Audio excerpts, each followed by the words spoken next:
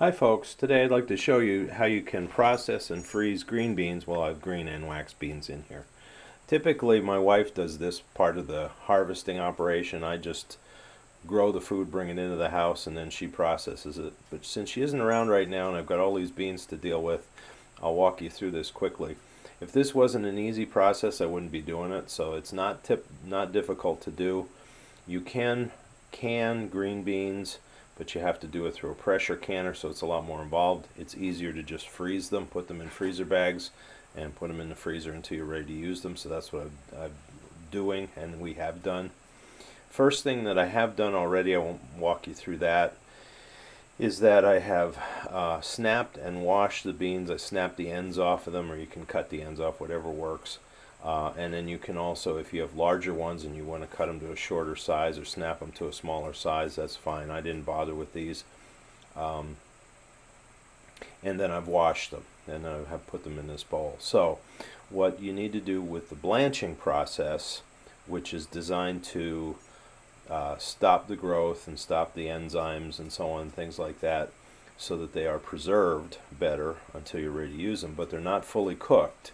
You still have to cook them when you go to use them, because if you fully cook them before you put them in the freezer, the quality would be far less than what you want. Blanching is just a quick partial cook, a boiling process, and then an instant cooling to stop any kind of chemical reaction in the beans after they've been subjected to the boiling water, and then they're ready for freezing. So basically what I've done is I have a pot of water on the stove.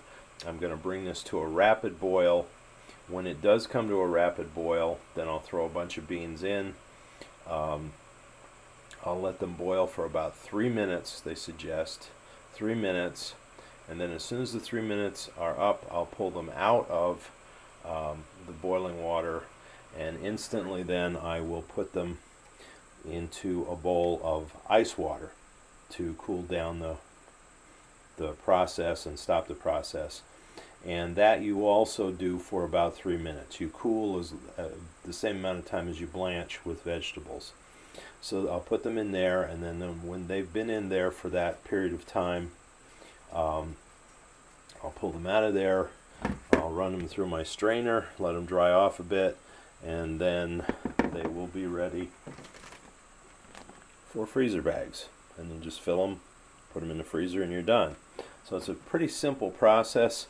I'll walk you through this. I'm not going to have you stand here and watch the pot waiting for the water to boil.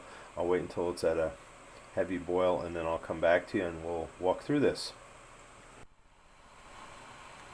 Okay, I'm now rapidly boiling, so I'm just going to grab a couple handfuls of beans,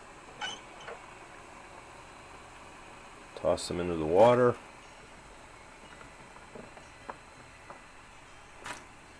Like such. And then as soon as it starts to boil again, I'll start the timer. Shouldn't take too long. I've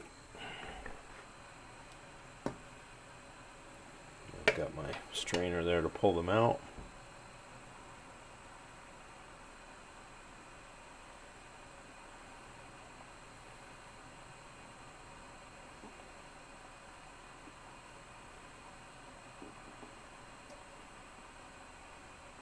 Again, I don't want to over boil them, but if you underboil them, they don't keep well either, because you haven't stopped the process of I don't know what you'd call it. It wouldn't be decay, but you know, the enzyme changes that happen after plants are picked.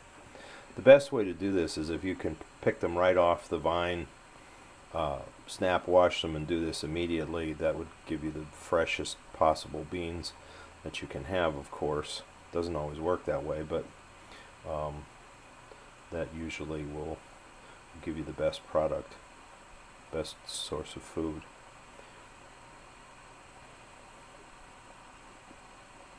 So while I am waiting for that to boil, it shouldn't take too much longer. I'm going to fill my water bowl here with ice.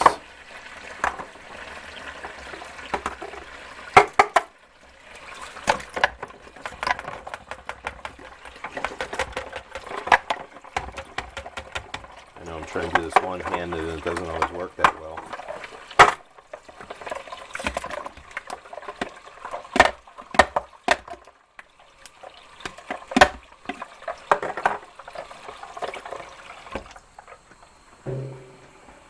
Okay, we're now starting to boil again. Ooh, I got my steam all over the... So I'm going to start the timer. Set it for 3 minutes. And we'll let it go to town. Alright, won't make you watch it boil for 3 minutes. I'll come back to you when we're ready to try. Okay, 3 minutes is now up. So let me scoop these out as best I can here. I don't think I can quite do this one-handed. I'm going to have to turn the camera off so I can get them over there, but I'll show you once they're over there. Okay, the batch is in the ice water. I usually stir it around a little bit just to make sure that they're cooling down properly. And then now I've already started another batch in here. It hasn't boiled yet, so as soon as it does, I'll turn the timer back on. So I'm not sure how many quarts I'm going to get out of this. I'm not that good at judging, but at least it's worth. I have enough to make it worth doing. So I'm going to put them in these freezer bags. These nifty little bag holders my wife found somewhere, and they're great. You slide the top of the bag into the clip there like that, and it holds it in place so that you can fill the bag without needing a hand to do it. If you need two hands to put whatever you're putting in, you can put in. And these are also adjustable to slide up and down depending on how big your bags may be. So I like using them, and I'm glad she found them. So that's going to be the plan. So about a little more than another minute, and I'll start to pull those out of the ice water and put them in the strainer. And by then this thing should be starting to boil again, so that the second batch, I usually try to stir them around a little bit once they're in the water like that, just to make sure that you got even coverage. I should probably have a bigger pot and a better ladle to pull them out, but I don't have a lot to do, so it wasn't worth going the extra work.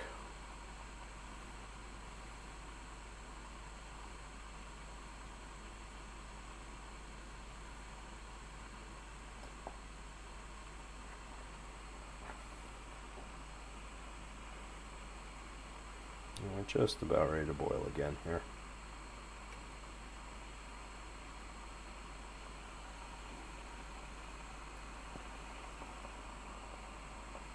Can't get the camera lens too close or it fogs up.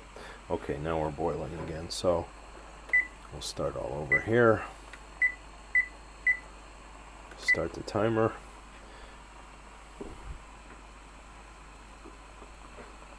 And that can boil for 3 minutes, and I'll start pulling these out. Nothing fancy about it.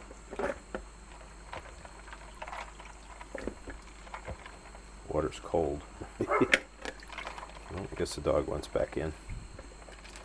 Alright, hang on just a second here while I finish this off. And we'll let them drip a little bit just to get the worst of the water off of them before I put them in the freezer bags. Don't need the extra moisture in the freezer bag. Alright, I'll come back. Okay, so I got the second batch out of the hot water, and it's in the cold water. Put some more ice in there. These have drained for a few minutes, and then I have another batch getting going there. It looks like I'm going to have 4 batches here till I'm all said and done. So all I need to do now, as I said, is we're just going to take these, stick them in the bag. Try to get the bag as full as I can, unless you don't want a full bag, I mean, whatever. But you definitely want to try to burp the air out of the bag if you can too. So it takes up less freezer space, and it's not necessary for the freezing process. Pull this up a little bit higher here. There we go. Let's see how well I guesstimated a quart with my batches in the blanching process. Well, I would say that's probably going to do it. So I'm just going to zip that up and get those ready for the freezer. So I guess I've walked you through the whole process at least once now. I won't make you watch it again. It's the same thing for all the rest. So it's a very simple thing. Green beans are great. You know, people use them for green bean casserole or as a nice side dish. I like them on the side with butter and garlic salt, but other people may like them differently.